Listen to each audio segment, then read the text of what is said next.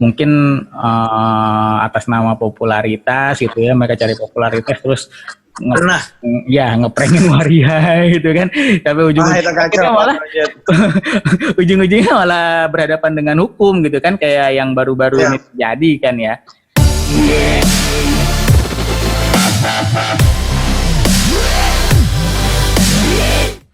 Oke Jar, boleh cerita dikit dong, lo di sebagai peer support ya, peer support PES. Itu lo lebih banyak di melayani atau mendampingi kelompok populasi apa sih? Ya, kalau untuk Anjar sendiri, Anjar lebih banyak mendampingi teman-teman dari komunitas LSL itu sendiri, yaitu seks laki-laki, atau kita sebut MSM ya, male sex male. Sebenarnya sih konteksnya kita tuh Anjar nggak hanya terfokus di LSL itu sendiri, tapi secara universal ya, kita bisa ngedampingi siapa aja. Tapi memang Anjar lebih banyak konsen di isu MSM itu sendiri. Oke. Kalau mau dilihat sebenarnya populasi MSM di dampingannya Anjar sendiri banyak nggak sih? Kalau dibilang banyak ya, sebenarnya kita banyak banget ya. Kita, mungkin ini sudah menjadi komunitas ya. Sebenarnya teman-teman yang mempunyai orientasi sebagai katakanlah seorang gay atau dia biseksual gitu. Ini sudah banyak sekali. Dan kalau dihitung pakai angka kita juga nggak tahu juga gitu kan. Iya sih. Jadi kira-kira tuh apa yang membuat itu menjadi sebuah tren gitu, atau mungkin sekarang angkanya meningkat tuh apa tuh? Ya. Kalau misalkan tren sih sebenarnya ini lebih ke pengakuan diri aja sih Om Jet. Karena mungkin beberapa orang berpikir bahwa isu LGBT ini menjadi suatu pola style di tahunnya sekarang ini, tapi tidak, menurut aja ini memang ini orientasi dari setiap orang itu sendiri gitu. Kalau dibilang tren juga nggak masuk akal juga. Kalau hanya berpikir bahwa ini sebenarnya lebih ke jati diri si orang tersebut itu sendiri sih. Oke.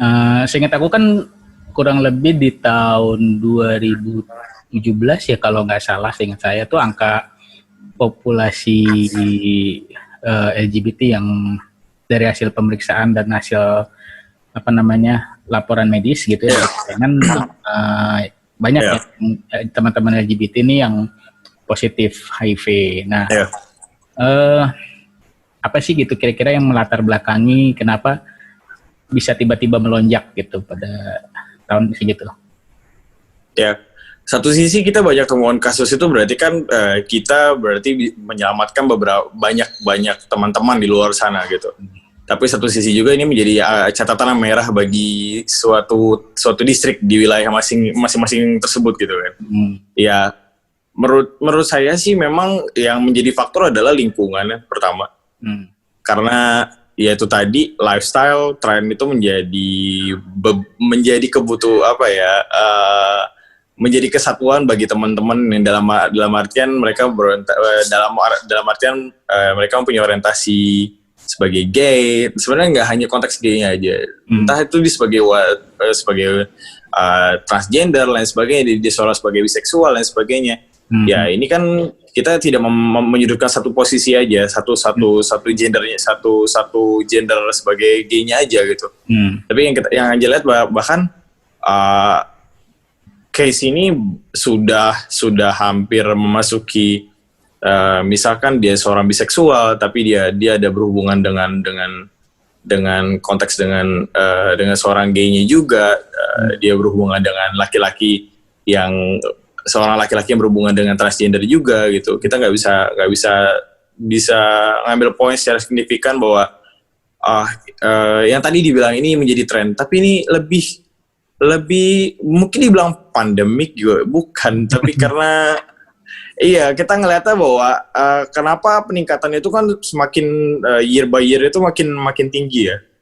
Tapi ya itu tadi yang jadi bilang, satu sisi kita banyak menolong banyak orang juga di luar sana, tapi ini menjadi catatan yang merah juga gitu. Ya, apakah mungkin karena di tahun 2017 itu kan memang cukup banyak ya, artinya mungkin pintu untuk ketika di tahun 2017 itu kan ada pengakuan juga untuk kelompok LGBT ya, jadi sehingga mereka mungkin merasa mendapatkan tempat di masyarakat, sehingga akhirnya mereka berani untuk keluar gitu lah, artinya berani untuk datang ke layanan, kemudian memeriksakan kesehatannya. Apakah ini juga bisa mempengaruhi terhadap catatan angka kasus tersebut? Ya, sebenarnya sih isu LGBT ini tidak hanya mempengaruhi di medical saja ya, menurut saya Om Jet ya. Tapi ini sangat sensitif sekali, ini akan meliputi dengan konteks sosialnya juga, apalagi dengan lingkup agama lain sebagainya. Di 2017 itu memang banyak peningkatan pesat sekali, karena titik tempuh untuk peran jembatan untuk komunikasi untuk teman-teman LGBT itu sendiri itu lebih mudah diakses. Melalui misalkan lewat social dating, misalkan kayak semacam Tinder atau Grindr atau Badoo atau lain sebagainya, itu mudah diakses. Makanya ya sebenarnya sih bukan berarti pemerintah mengiyakan atau melegalkan ini sangat konteksnya sangat luas sekali menurut Anjar. Tapi seolah-olah memang kesannya beberapa teman-teman LGBT itu kayak yaudah deh kita disediakan gitu kan sama pemerintah dengan adanya aplikasi ini seperti ini malah jadinya seenaknya gitu kan. Padahal di dalam sana kan kita ada satu ketakutan di dalam sana, entah itu dari penyakitnya juga, bagaimana tanggapan stigma diskriminasi dari masyarakat itu sendiri, bagaimana, karena kan menurut kita adalah kita nggak butuh untuk dilegalkan, tapi memang terkadang dari dari komunitas kami yaitu memang yang terlalu mencolok sekali untuk terkait ini bukan permasalahan pelabelan ya Om Jet ya, tapi ini akan menciptakan suatu asumsi negatif sebenarnya. Sekarang contoh misalkan saya seorang laki-laki dan badan saya sedikit agak gempal dan masker, tanggapan luar sana, pasti ini cowok pakai tank top keluar ini gini-gini dibilang homo gitu kan. Ya itu sebenarnya yang hal-hal kayak gitu kan sebenarnya masyarakat juga masih belum aware terkait itu isu-isu LGBT sendiri gitu. Mereka berpikir bahwa kalau yang banyak sekali di isu gay itu badannya gede nih, jalan berdua sama cowok tuh pasti dia gay gitu kan. Kalau cewek sama cewek ya, satu ceweknya rambutnya cepak ya, satu ceweknya rambutnya panjang, ini pasti lesbian nih bucinya gitu kan. Nah, ini kan sebenarnya hal-hal stigma ini kan, stigma diskriminasi ini sudah di mindset itu dari lama. Dari sebenarnya kalau kita mau mundur flashback kembali ke beberapa tahun lalu, ya LGBT ini kan sebenarnya dari tahun 80-an, 87 itu. Bahkan dulu kan penyakit HIV itu kan dibilang penyakit gay. Kalau Om Jet ya mungkin diketahui juga, stigmanya itu sudah kuat sekali dari pertama kali itu. Dulu kan orang mengenalnya bukan penyakit HIV, bukan penyakit AIDS, tapi penyakit gay mengenalnya mereka gitu. Nah ini sebenarnya momoknya itu udah kesannya wah ini pasti kalau lu kena HIV atau lu di fase AIDS itu kan berarti mungkin lu gay. Berarti mungkin lu begini seperti ini. Padahal di luar sana faktanya, contoh misalkan bagaimana dengan ibu rumah tangga yang mereka hanya menunggu di rumah setia suaminya, ternyata suaminya ada tanda kutip dengan LGBT di luar sana, misalkan dengan komunikasi dengan waria, dengan gay. Itu yang kita pikirkan seharusnya masyarakat seharusnya lebih sensitif dan lebih peka terhadap hal-hal seperti ini sih sebenarnya Om Jet. Oke, jadi tadi kan aja sempat nyebut tuh ada gay, ada homoseksual, ada biseksual, ada macam ya. Nah itu mungkin bisa dijelasin kira-kira apa sih beda-bedanya dari itu, karena kan di ya mungkin banyak sahabat Oda yang juga mungkin belum paham gitu loh. Ya, sebenarnya sih specifically kita nggak bisa lihat ya, karena ada beberapa sekarang kita nggak bisa kalau kita menyebutkan label atau bilang dia gay atau dia homo, berarti itu pelabelan dan itu menjadi suatu stigma sebenarnya, ya kan? Kita di sini adalah demokrasi lah jatuhnya gitu. Selama kamu nyaman dengan confidence dengan diri kamu sendiri, be yourself gitu. Itu menjadi diri kamu sendiri gitu. Kalau menurut Anjar gitu, Om Jet, saya nggak pernah bertanggapan bahwa kamu salah. Seorang laki-laki menggunakan baju warna pink gitu. Seorang laki-laki menggunakan kontak lens, seorang laki-laki dia menggunakan skincare dan sebagainya itu. Saya nggak pernah beranggapan bahwa gitu ya. Iya, kamu itu salah. Tapi itu lebih ke express diri dia sendiri gitu. Bagaimana kita bisa menanggapi, mungkin memang habitnya dia seperti itu, dan sebenarnya memang selama memang tidak mengganggu, menurut saya sih no sense ya. Saya nggak akan berpikir yang aneh-aneh. Dia bencong atau kok pakaiannya kayak gitu. Kita ini menurut saya itu adalah diverse ya, keberagaman ya Om Jet ya. Karena itu namanya kita dalam satu tabel warna itu pasti nggak hanya warna putih aja, tapi ada warna merah, ada warna kuning, ada warna hijau dan lain sebagainya gitu. Menurut saya itu sih lebih ke dinamika hidupnya aja sih. Bagaimana? Padahal sah-sah aja ya kalau misalnya ada laki-laki yang pengen penampilan menarik gitu lah ya, katakan kita anggap. Iya. Menarik. Bagaimana dengan contoh misalkan bagaimana dengan laki-laki parlente yang dia suka bersolek, dia terlihat clean, dia terlihat bersih, dan dia suka rapi gitu. Nah, makanya kayak gitu kan. Makanya apa harus disigma dia sebagai seorang gay juga? Tidak kan? Ya kan sempat heboh juga kan waktu awal-awal K-pop mulai tren gitu ya, bahkan waktu pemain sepak bola dari Korea tanding hari itu dia pakai BB cream ya, jadi wah itu netizen Indonesia tuh udah mikir wah ini pasti dia gay atau dia bencong bla bla. Who cares, mungkin dia sedang perawatan atau apa ya, benar saya gitu kan. Ya nggak disalahnya sih laki-laki dandan yang jadi masalah ketika laki-laki melakukan hubungan seksual dengan laki-laki itu ya. Nah itu sih yang terpenting adalah bagaimana dia orientasinya gitu kan, orientasi seksualnya. Dia laki-laki dengan perempuan atau dia perempuan dengan laki-laki atau laki-laki dengan laki-laki atau perempuan dengan perempuan gitu kan. Ini yang hanya membedakan orientasinya aja gitu kan Om Jet. Ya, tapi kalau bicara soal orientasi seksual itu kan memang kompleks ya. Artinya kita nggak bisa menduga, kita juga nggak bisa menjudge kalau ya dalam kondisi seperti ini.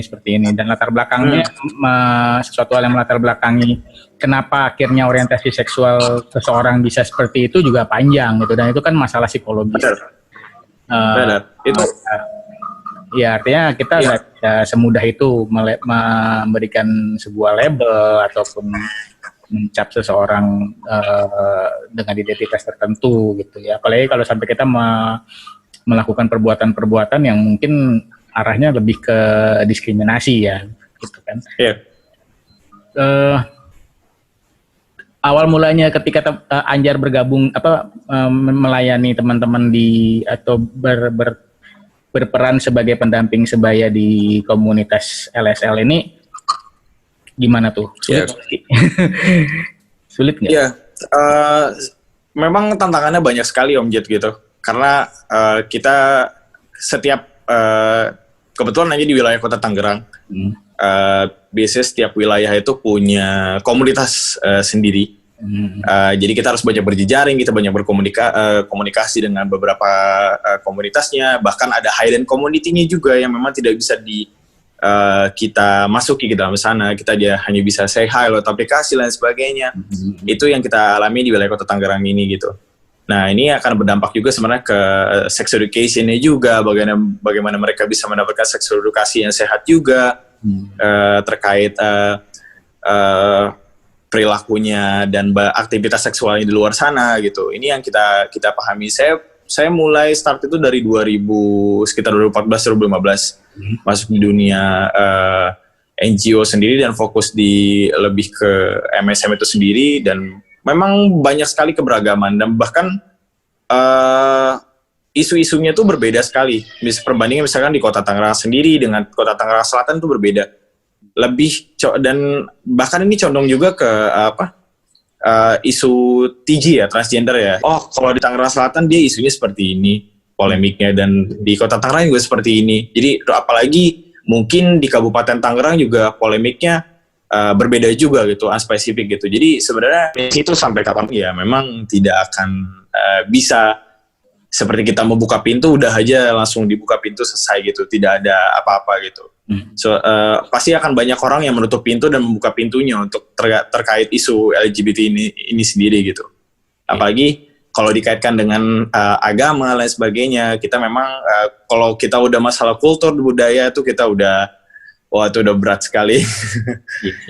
Tapi satu sisi kita harus memikirkan bagaimana human right-nya juga, bagaimana teman-teman di luar sana, apakah hak asasinya dipenuhi dan sebagainya, dia memenuhi hak asasi layanan kesehatannya juga gitu.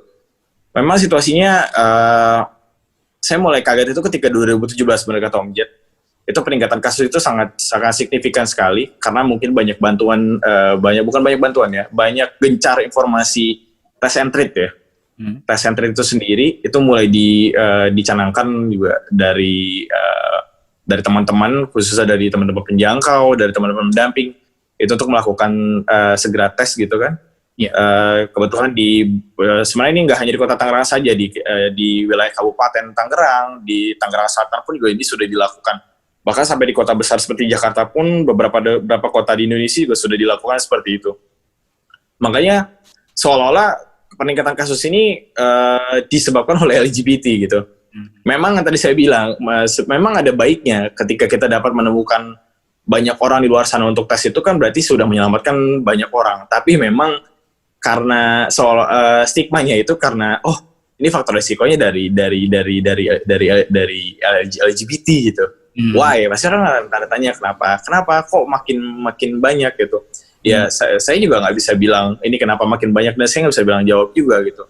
Ini balik lagi ke persepsi orang itu sendiri, itu pilih masing-masing. Itu hak kalian untuk kalian mau melakukan hubungan dengan siapapun, kalian mau bergonta-ganti pasangan pun kasarnya gitu kan, itu hak asasi kalian gitu. Tapi memang yang sangat disayangkan adalah ini dampaknya ke komunitas youth-nya, kayak ke remajanya itu Om Jet. Ya memang dalam artian mereka belum dapat informasi yang akurat dan efektif juga. Jadi sehingga dampaknya kok angka case youth ini kayaknya semakin tinggi juga gitu di wilayah Kota Tangerang gitu. Itu sangat disayangkan sekali gitu. Sebenarnya sih memang pemerintah juga sebenarnya harus lebih karena mungkin program-program yang telah dilakukan itu memang sebenarnya bagus itu. Di sekolah-sekolah ada BK, bimbingan konseling, tapi mungkin harus ada lebih untuk membuat satu program yang memang lebih sensitif lagi untuk isunya ke sana. Karena yang Anjar pikir adalah korban-korbannya itu ya ini yang mulai kelihatan ini di umur usia produktif gitu, dari 15 tahun dia sudah punya status HIV gitu kan, sampai usia produktif 22 itu kan, itu sangat disayangkan sekali gitu kan. Kenapa kok bisa gitu? Iya, dari teman-teman yang ada di kelompok LSL tadi cukup banyak yang usia remaja. Iya, kita di Tangerang kebetulan itu untuk di wilayah RSUD Kota Tangerang itu hampir sekitar 40-50% itu dari youth, dari remaja usia produktif semua. Oke. Dari usia 18, 19, 20 itu paling mendominasi di RSUD Kota Tangerang. Apa sih kira-kira menyebabkan kok angka remaja ini cukup tinggi nih gitu? Apakah karena memang pengaruh sosial atau gimana? Sosial sih. Aku pikir sosial Om Jet, karena faktor lingkungan. Sebenarnya kita nggak bisa menyalahkan bagaimana orang tua mereka mengkontrol anaknya mereka sendiri ya gitu. Saya nggak mau menyalahkan. Tapi ya sebenarnya sih memang di usia seperti itu kan emosional seseorang itu kan memang belum stabil dan sebagainya gitu. Mereka akan mencari tahu hal-hal yang baru dan mereka akan penasaran dengan hal-hal something. Wah, saya pengen coba hal yang baru dan sebagainya gitu. Ini yang mungkin yang menjadi faktor bagaimana dia bisa sampai di posisi seperti itu gitu. Kemudian sex education ini mungkin masih dibilang tabu ya. banyak beberapa orang tua yang masih riskan untuk menjelaskan bahwa penggunaan kondom itu apa,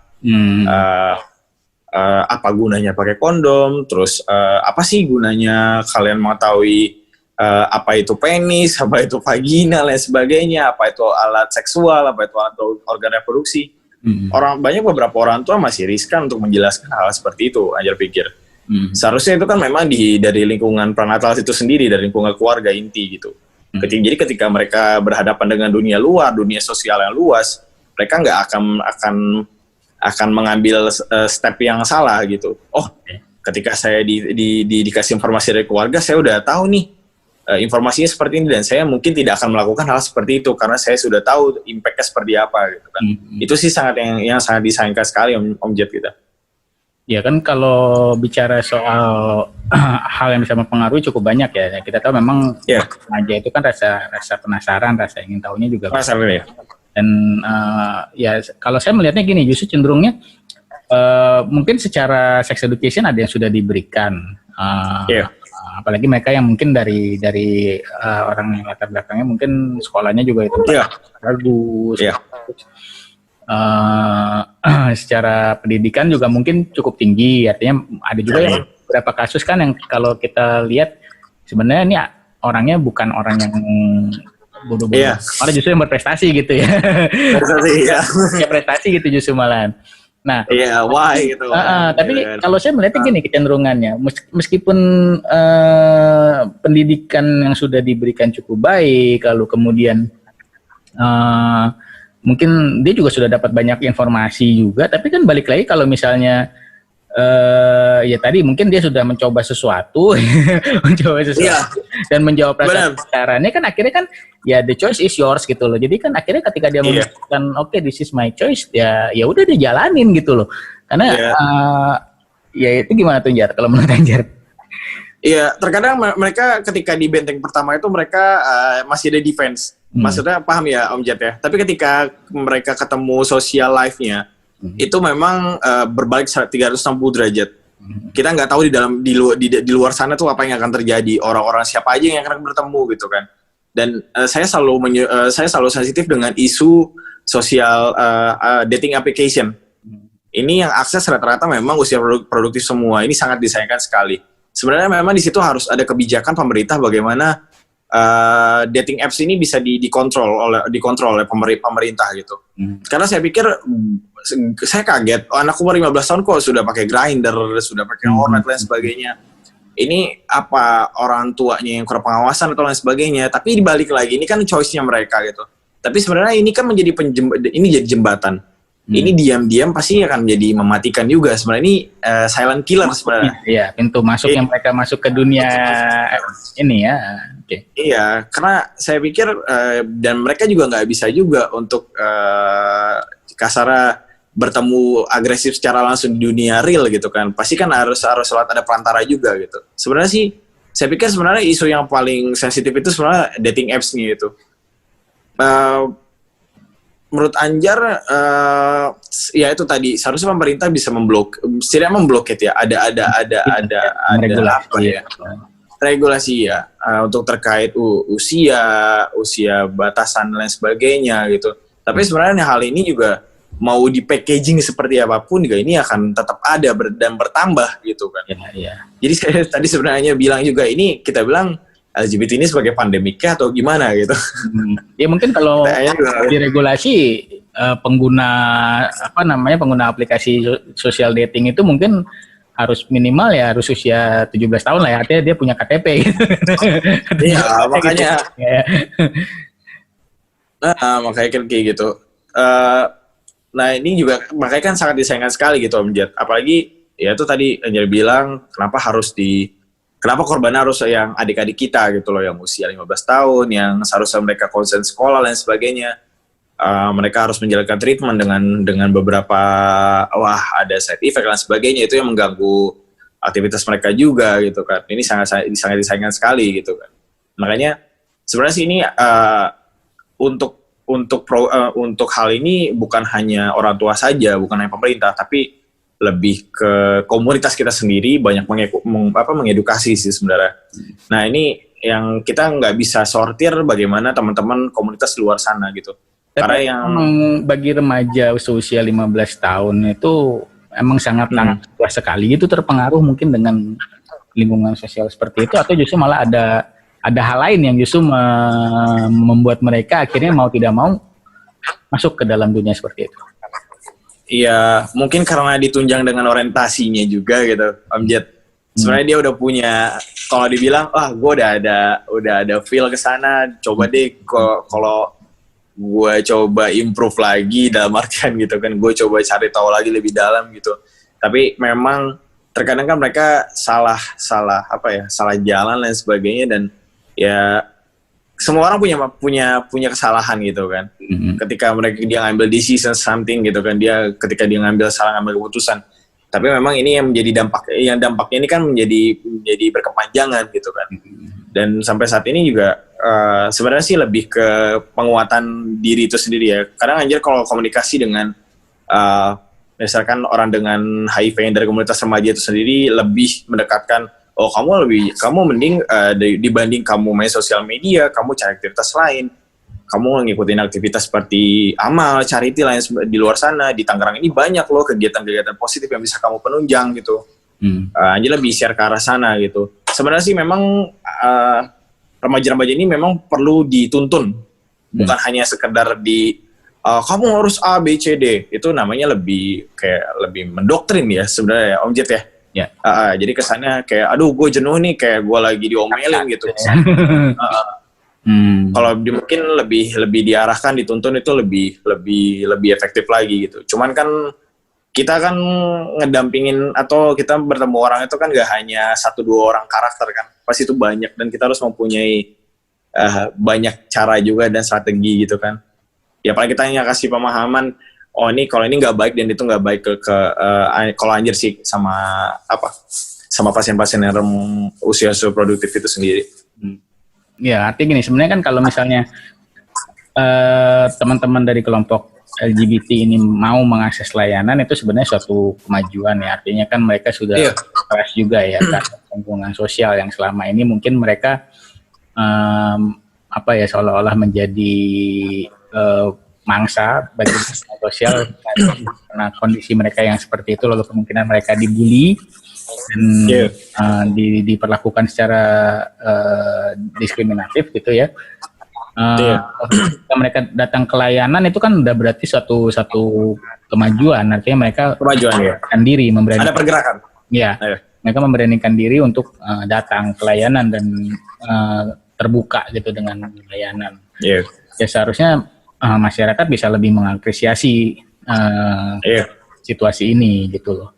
Bukannya justru malah diperlakukan secara diskriminatif, apalagi juga oleh pihak layanannya juga ya.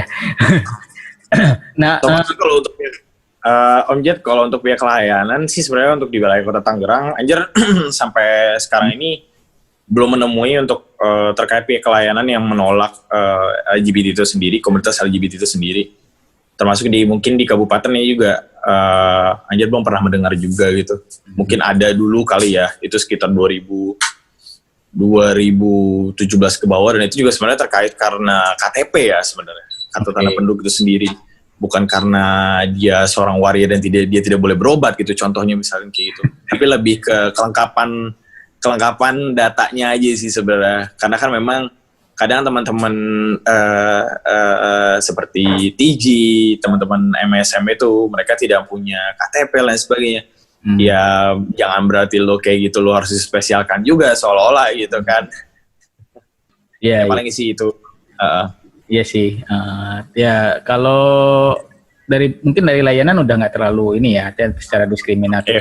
Kalau aku melihat sih memang dari masyarakat ini memang masih cukup ya masih cukup tinggi lah gitu. Artinya kadang ya memang keberadaan mereka ini jadi kayak satu momok gitu loh.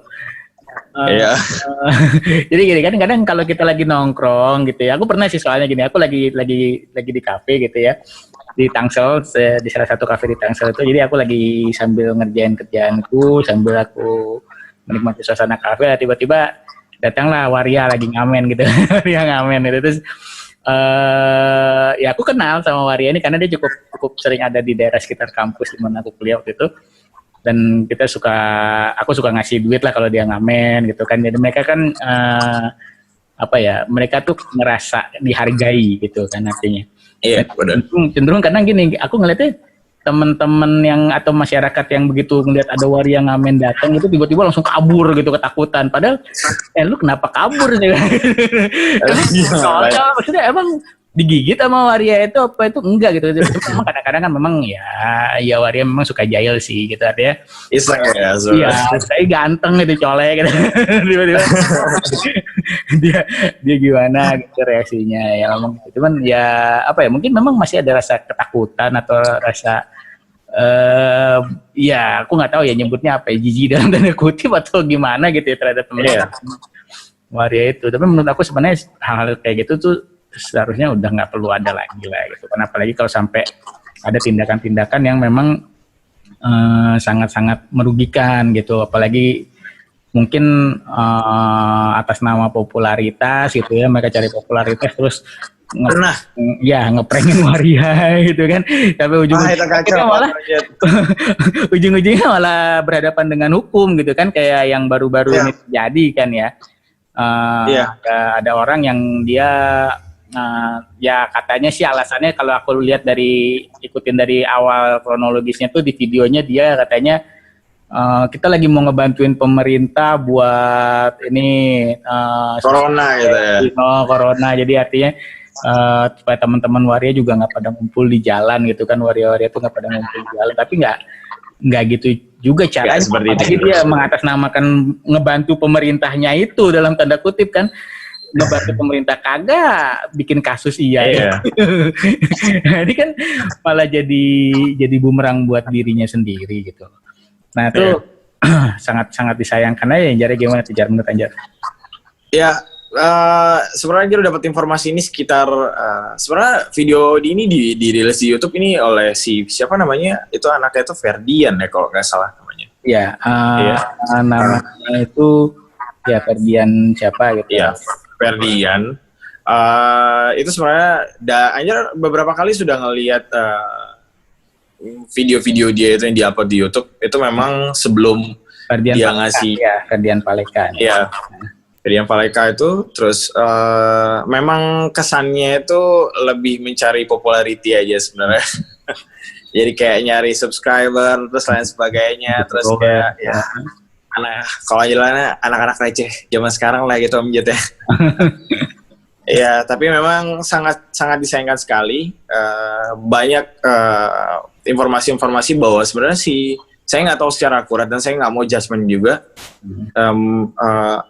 Bahkan teman-teman di Instagram saya juga banyak yang nge-share sebenarnya Ferdian ini mungkin dia tuh sebenarnya juga dari komunitas LGBT sendiri. Iya. Karena ada banyak screenshotan story-nya lain sebagainya, dan dia aktif di Tinder dan itu melambangkan di akunnya itu label dia sebagai top. Ya, dan itu saya nggak tahu tuh akun fake atau apa, tapi sebenarnya udah banyak sekali statement itu di history. Kalau memang dia dari komunitas LGBT itu sendiri, itu sangat disayangkan sekali. Kenapa dalam satu komunitas harus melakukan seperti itu? Itu sangat disayangkan sekali. Berarti kan stigmanya itu bukan hanya dari orang luar, tapi dari komunitas itu sendiri. Bener nggak Om Jet? Ya. Tapi memang ya mungkin ya itulah ya, nggak tahu mungkin karena persaingan atau rasa sakit hati. Sebenarnya sih kalau dibilang persaingan, kita nggak ada konteks. Kalau hanya berpikir bahwa ini balik lagi, ini sebenarnya keberagaman ya. Kita ada TJ, ada queer gitu kan, ada queer, ada sebenarnya orientasi ini kan banyak, ada panseksual dan sebagainya gitu kan. Anjir berpikir bahwa ini sebenarnya ada pelabelan seperti ini kan bukan hanya untuk persaingan sebenarnya, tapi ini untuk menciptakan bagaimana keberagaman LGBT itu sendiri gitu kan.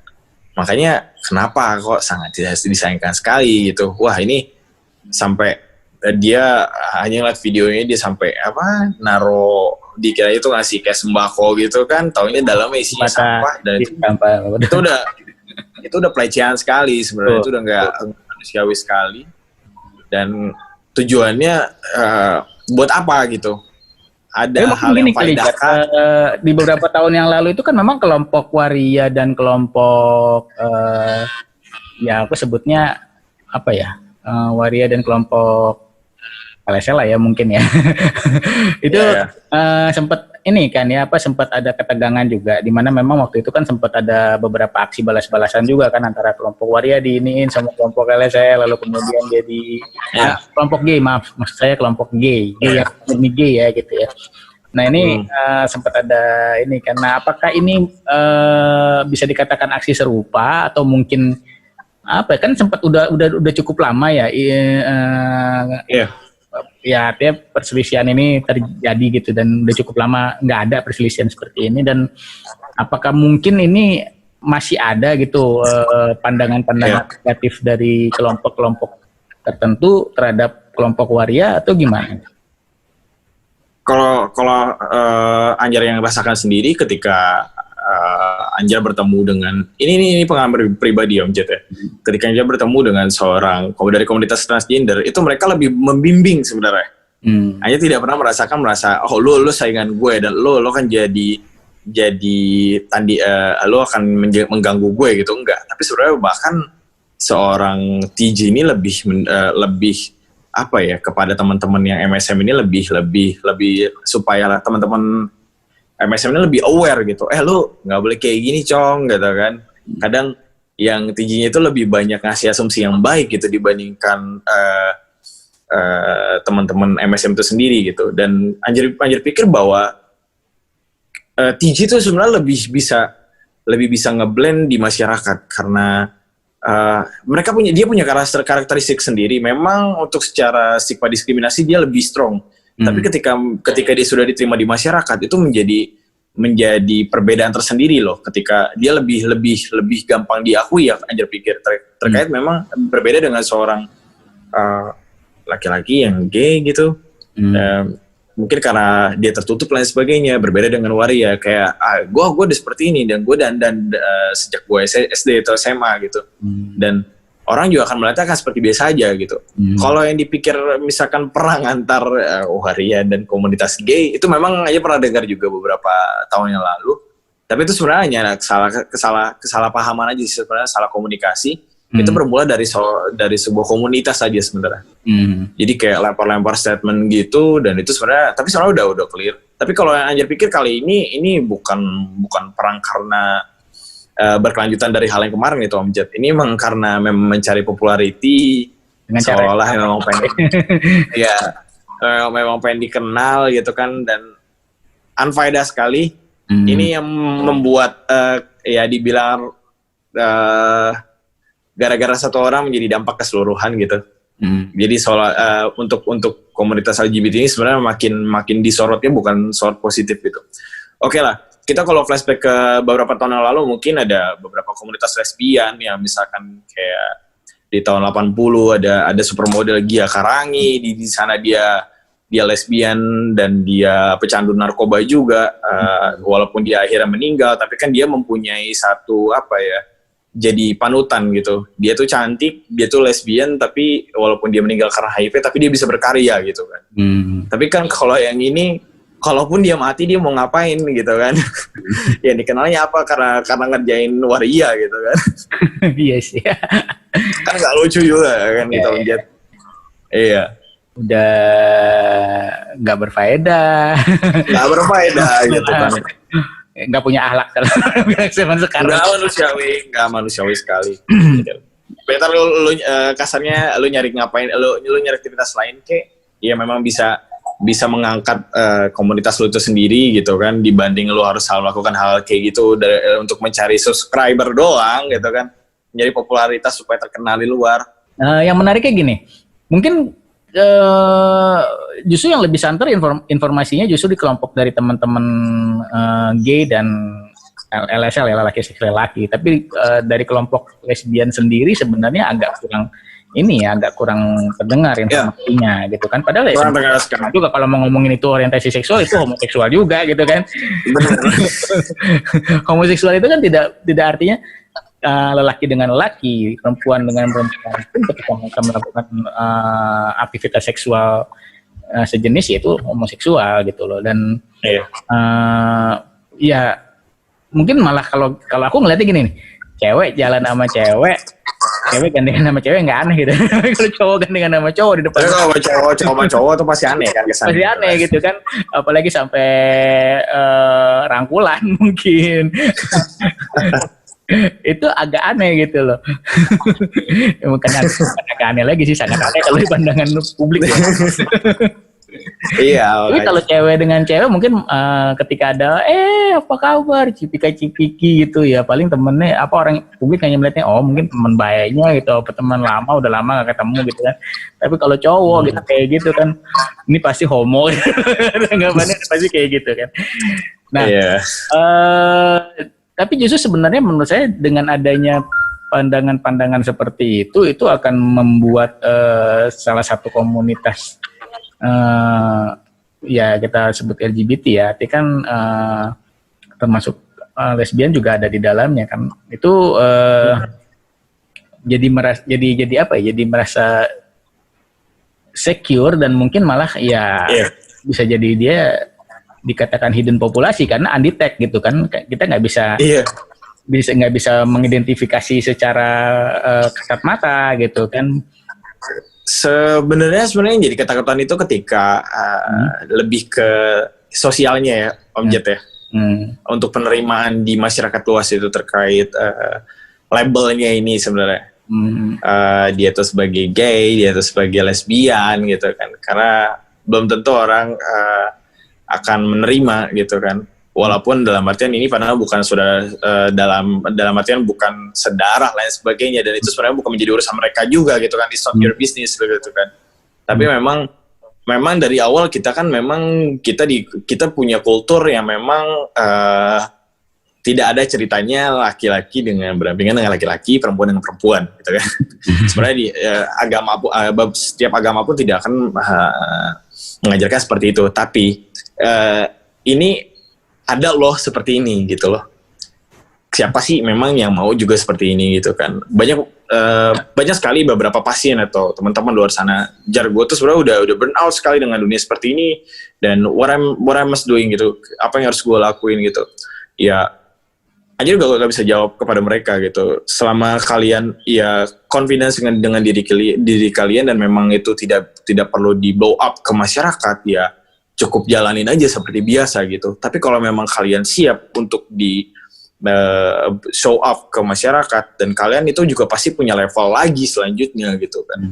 Ini sebenarnya tinggal choice dari setiap orang itu sendiri sih, Om Jet gitu. Kita nggak harus memaksakan gue ini gay, gue ini lesbian atau apa, enggak. Tapi itu balik ke orang itu masing-masing sih sebenarnya. Simple sih sebenarnya, Om Jet, kalau menurut Anjar gitu kan. Terkait toh juga kalau menurut Anjir kita nggak ngapa-ngapain juga di luar kan. Memang ada beberapa yang agak onar gitu kan, wah bergandengan di jalan lah, bla bla bla gitu. Nah itu terkadang yang menjadi ricuh gitu kan sebenarnya. Tapi kalau memang sebenarnya dia paham dan dia tahu, itu nggak menjadi biggest problem juga sih sebenarnya. Ya intinya selama tidak mengganggu orang lain, kalau menurut Anjir, dan tidak merugikan orang lain dan tidak mengganggu masyarakat luas juga, why not gitu. Tapi memang terkadang ya balik lagi tuh yang tadi, karena mannernya, attitude-nya yang memang kurang terarah, kurang baik, jadi seolah-olah ini menciptakan momok sebenarnya dalam sana gitu. Nah, nyikapin hal seperti itu gimana, Jar, di komunitas sendiri? Apakah diberikan edukasi terhadap hal itu? Iya, sebenarnya kita risih, jujur aja Om Jet, kita risih. Saya sering banget berapa kali negor. Kalau saya orang tipikal frontal di jalan gitu. Kalau memang misalkan saya pernah negor, jadi dia kayak pasangan gitu di jalan, dan saya nggak sengaja meregokin itu di jalan pegangan gitu. Terus ada ibu-ibu di sebelahnya itu lagi kayak ngomongin dia. Akhirnya ya udah saya tepok mereka berdua, bro, mohon maaf ini area publik, kalian akhirnya kita minggir. Itu posisinya di stasiun kereta. Ingat banget, itu di Kampung Bandan kalau nggak salah. Itu Anjir inget banget. Akhirnya kita ngobrol bertiga di situ. Saya nggak tahu tuh siapa dia, tapi ya kita edukasi aja. Dan ini buat Anjar, ini kasihan juga dampak ke mereka gitu. Anjir kasih edukasi di sana, lu boleh kayak gini tapi jangan kayak gini juga di area publik gitu, karena belum tentu orang semua akan terima gitu. Sebenarnya nggak hanya di isu seperti ini, orang yang katakan strike pun kalau berciuman di tempat umum juga, orang nggak ada yang akan ada yang terima semuanya, tidak, pasti ada yang risih. Ketika dia petting, dia pegang-pegang gitu, digrepe-grepe, misalkan payudaranya atau apa, orang akan terima gitu melihat seperti itu. Tidak kan? Sebenarnya kan lebih ke manner publiknya gitu kan, bagaimana dia bisa mengkontrol dirinya di area publik gitu kan. Menurut saya selama ya itu tadi, selama dia melakukan yang hal benar dan tidak membuat masyarakat resah, itu tidak akan menjadi biggest problem, tidak akan menjadi masalah besar gitu kan. Wah itu kita waktu itu ngobrol panjang banget Om Jet gitu, wah debat kata itu, emang pacar saya manja bla bla bla gini, ya udah dikasih. Akhirnya sih kita ngobrol enak gitu. Daripada ditegur sama satpam digerek keluar diarak berdua kan gak lucu gitu Om Jet ya. Kalau bicara soal faktor risiko nih. Faktor risiko.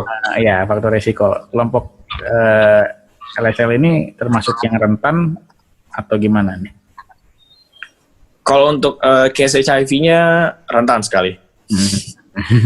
Saya harus bilang ini rentan sekali karena kita punya segitiga setan di dalam sana.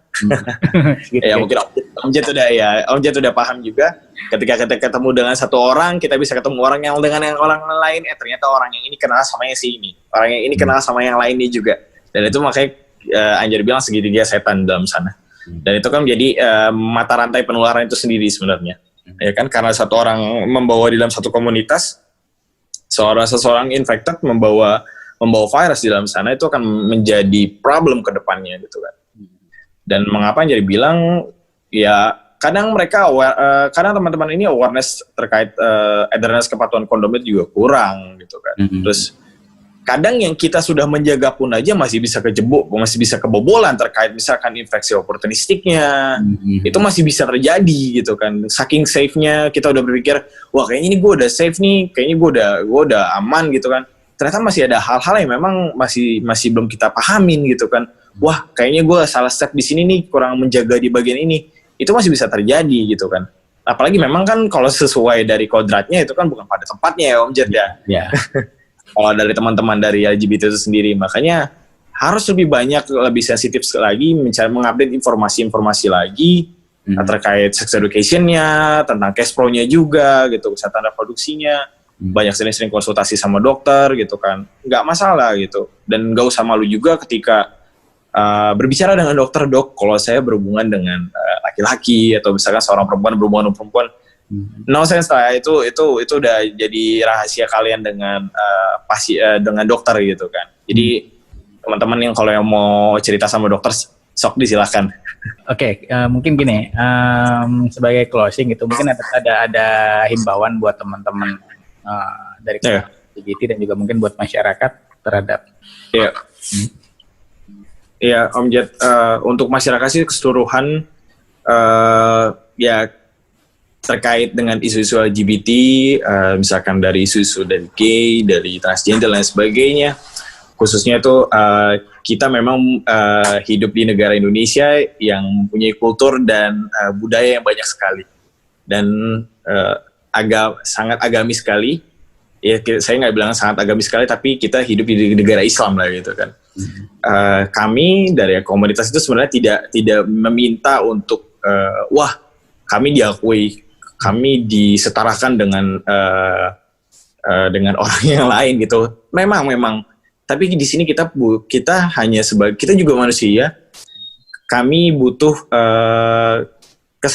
dalam artian bukan disamakan ya, tapi ada satu poin yang dimana memang jangan berpikir bahwa kekurangan di orientasi itu menjadi kekurangan untuk keseluruhannya gitu. Ini menjadi isu sangat sensitif sekali. Bagaimana kalau memang misalkan anak dari ibu bapak sekalian di luar sana yang mempunyai gay juga akan mengeksekusi anaknya juga, tidak kan? Ini menjadi polemik sebenarnya di masyarakat itu sendiri. Kita juga sebenarnya memang tidak kita tidak perlu memang kita harus bisa menikah, pasangan gay, pasangan lesbian itu harus diwajibkan menikah gitu. Tidak, tapi kita juga tahu kita harus seperti apa, dan kita menghargai apa keputusan orang lain juga di luar sana. Itu yang terpenting. Nah, yang kedua adalah memang terkadang komunitas kami memang tidak bisa mengakomodir bagaimana dari dari attitude-nya, manner dan lain sebagainya gitu kan. Ini yang menjadi perpecahan sebenarnya di lingkup komunitas itu sendiri gitu. Nah, kadang mulailah masyarakat ini lebih sensitif menyaring informasi yang diterima dari terkait isu-isu LGBT itu sendiri gitu. Jadi jangan karena rusak setitik nilai satu sebelah enggak jadi semuanya kena gitu, enggak, karena enggak semua komunitas LGBT itu seperti itu. Toh di luar sana banyak komunitas LGBT yang memang misalkan dia bisa layak seperti orang seperti biasanya gitu. Dia bekerja di perkantoran, dia jadi pilot lain sebagainya, dia jadi pramugari lain sebagainya, dan itu menjadi sebenarnya tidak menjadi kendala gitu. Jadi jika memang orientasi masih menjadi dipermasalahkan, apa yang didapat? Menurut saya sih orientasi itu ya memang kita luas sekali ya Om Jet ya untuk berbicara orientasi gitu. Ya saya pikir lebih kemanusiawi dan lebih menonjolkan sisi human right-nya aja sih. Ya. Itu aja sih Om Jet. Ya betul. Karena menurut saya gini, kalau misalnya seorang ketika akhirnya dia memilih sebuah orientasi tertentu, artinya kan dia bukan tiba-tiba malamnya tidur, tiba-tiba cetek, besok buka mata langsung jadi waria atau jadi gay atau jadi lesbian gitu. Dan artinya ada cukup banyak informasi yang sebenarnya sudah dia dapatkan dan kemungkinan dia pelajari dari dulu, kemungkinan yang kita sebut aja dengan kematangan berpikirnya, akhirnya dia memilih untuk memilih jalan tersebut atau memilih orientasi tersebut gitu kan.